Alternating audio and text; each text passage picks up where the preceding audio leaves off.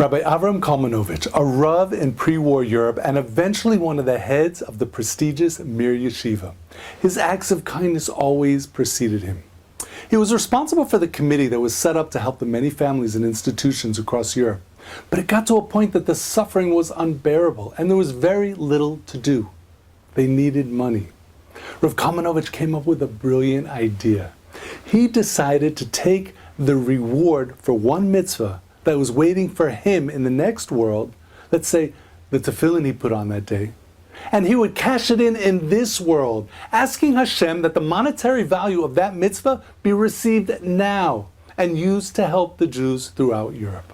He thought it was a brilliant idea and was overflowing with excitement, so much so that he decided to share the idea with one of the leading rabbis of the generation, none other than the Chafetz Chaim.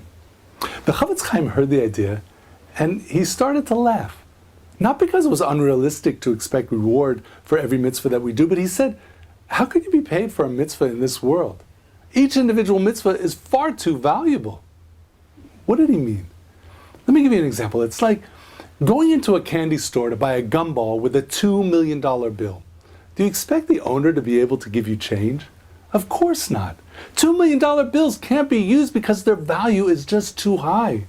Well, the same is true for our mitzvahs. The reward for them is so high that it can only be paid with a currency that's only good for the next world. In this world, that currency is totally useless. So many mitzvahs, so much reward, so many opportunities to build our olam haba, our eternal existence.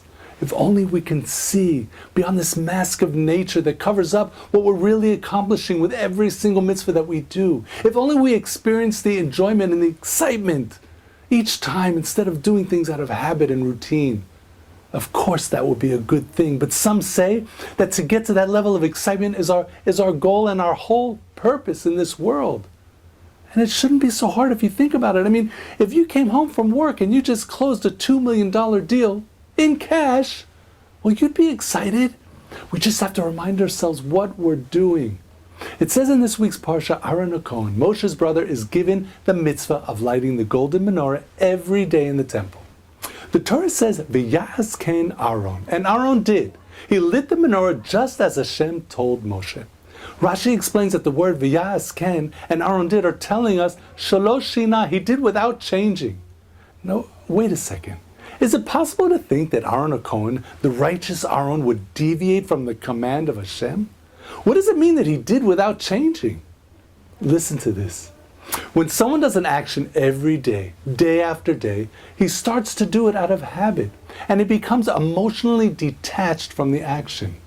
When it says Aaron did it without changing, it was referring to the level of excitement he felt every time he did the mitzvah. It never changed. It was like every day he was lighting the menorah for the first time, like every day he was closing a $2 million deal in the next world.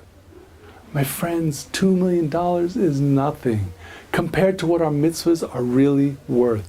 It's up to us to work on realizing it and to get excited about how much we're accomplishing.